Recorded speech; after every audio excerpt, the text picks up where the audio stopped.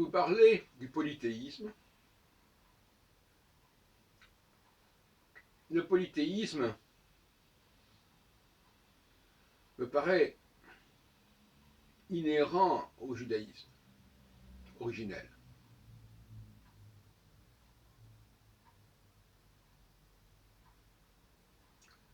Même si, effectivement, il y a des passages de bibliques qui ont été trafiqués et modifiés.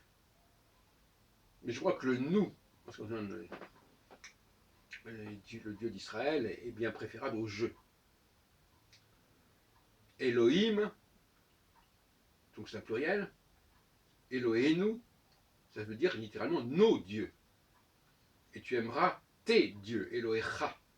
Le Elohe est une forme plurielle qui s'associe soit à un nom propre, soit à un pronom possessif qui se met en suffixe en hébreu. Elohecha ou Elohe Israël. Elohe Avraham, Elohe Yitzhak, Elohe Yaakov. Ce sont des pluriels. Et Adonai, qui sert à prononcer le tétragramme, est également un pluriel. J'ai lu peu. Donc, l'idée d'une unité dans le domaine théologique me paraît ici totalement à écarter. Par conséquent, on peut imaginer que les dieux se manifestent. Ce n'est pas un dieu qui se manifeste, ce sont les dieux qui se manifestent. Nous sommes les dieux, je dirais. Nous sommes les dieux d'Abraham, nous sommes les dieux d'Isaac, nous sommes les dieux de Jacob. Nous sommes les dieux de vos ancêtres. Nous sommes vos dieux, vous êtes nos dieux. Voilà, à mon avis, comment il faut comprendre les textes, et voilà comment il faut s'adresser à ces dieux dans le cadre de cette religion, retrouvant sa réalité initiale, qui n'est nullement unitaire, l'unité n'étant qu'un processus plutôt qui concerne un projet à construire, un projet plus ou moins utopique d'ailleurs, qu'un point de départ. Alors, vous me direz, oui, mais il y a dans le récit de la création un Dieu central, unique, qui crée le monde. Et ça, je l'ai dit à plusieurs reprises, pour moi, les 10 ou 11 premiers chapitres de la Genèse ont été rajoutés. Donc, quand on me dit qu'on veut voir l'ensemble comme un tout indivisible, ça je ne dis absolument pas. En tout cas, sur ces 10 premiers chapitres, jusqu'à Abraham, on n'est pas dans un livre hébraïque ou juif.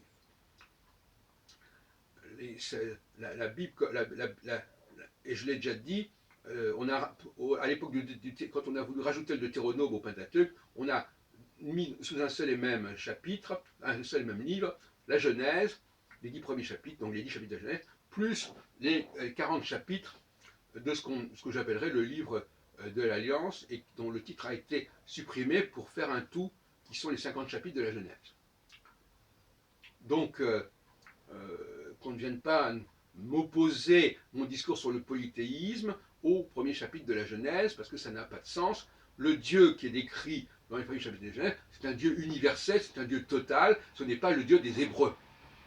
Le Dieu des Hébreux, c'est un Dieu, c'est un ensemble de dieux qui ont fait alliance, qui sont des esprits pour moi, qui ont fait alliance avec un certain nombre de personnages, et ce sont ces dieux-là qui sont importants. Donc, ne jouons pas à ce petit jeu. Alors, effectivement, la grande question que je posais tout à l'heure, dans une présente vidéo, c'est dans quelle mesure ces dieux d'Abraham, Isaac et Jacob, que nous continuons à invoquer, ce sont ces dieux-là qui constituent la réalité du peuple hébreu. Alors, on nous objectera que tous les Hébreux, tous les Juifs ne respectent pas cette religion. Mais moi je pense néanmoins que les Juifs sont ceux qui ont maintenu le culte de ces dieux, qu'ils soient ou non, d'ailleurs, descendants de ces Hébreux d'origine. Les Hébreux d'origine ont créé ces dieux, ont créé cette alliance avec ces dieux, et ont fait émerger ces dieux, et ensuite ces dieux peuvent tout à fait exister en dehors de ceux qui les ont mis en œuvre.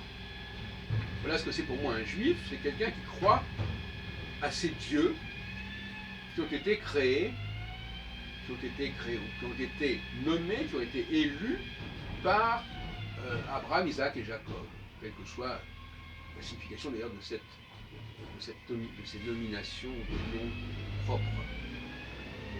Voilà. Donc voilà, donc pour répondre à mon point de vue, là, le peuple hébreu, le peuple juif, c'est la communauté de tous ceux qui se réfèrent à Abraham, Isaac et Jacob. C'est donc plus une dimension religieuse qui me paraît importante ici qu'une dimension ethnique. Parce que ma théorie, c'est que je crois que ces dieux ont été créés par les hommes, qu'ils existent désormais, et que par conséquent, ceux qui les invoquent forment une communauté à travers les siècles. Et il est urgent de recentrer, de ressourcer le judaïsme sur cette démarche consiste à évoquer et invoquer ces dieux d'Abraham, Isaac et Jacob, et non pas d'invoquer un Dieu flou, embrouillé, etc. D'où cette proposition, n'est-ce pas, de prière qui est Elohé Abraham, Elohé Yitzhak, Elohé Yaakov, Elohé Avotenu, Elohenu. Voilà, c'est comme ça que je vois l'invocation. On les appelle, nous vous appelons, vous, les dieux d'Abraham, les dieux d'Isaac, les dieux de Jacob, les dieux de nos ancêtres, nous vous invoquons, vous êtes nos dieux, vous êtes nos seigneurs, Adonai, etc. Puisque Adonai, c'est une expression qu'on emploie pour lire le tétragramme et qui veut dire aussi nos seigneurs, mes seigneurs. Voilà. Donc, le peuple hébreu existerait par cette alliance constamment revendiquée, réaffirmée, et par-delà tout questionnement racial, en fin de compte. Je crois que la notion de race, en effet, n'est pas si essentielle que cela. Ce qui est important, c'est que l'on invoque ces dieux et qu'il y a des communautés dans le monde qui invoquent ces dieux par-delà toute considération raciale, qui peuvent effectivement être discutées. Est-ce qu'il existe un type juif ou pas? C'est une question qui se pose. Et même s'il existe, est-ce que ce type juif correspond au type des Hébreux d'il y a 4000 ans? C'est une autre question. Il est possible que ce soit des populations converties qui aient marqué par la suite le type juif. On pense aux Khazars, etc. Moi, je ne vois pas d'inconvénient à ce qu'il y ait des conversions à cette religion. Je crois que la notion de conversion, au sens d'invocation, ça paraît fondamental. Invoquer les dieux d'Abraham, Isaac et Jacob, c'est ce qui constitue le judaïsme et le juif au sens où je l'entends aujourd'hui.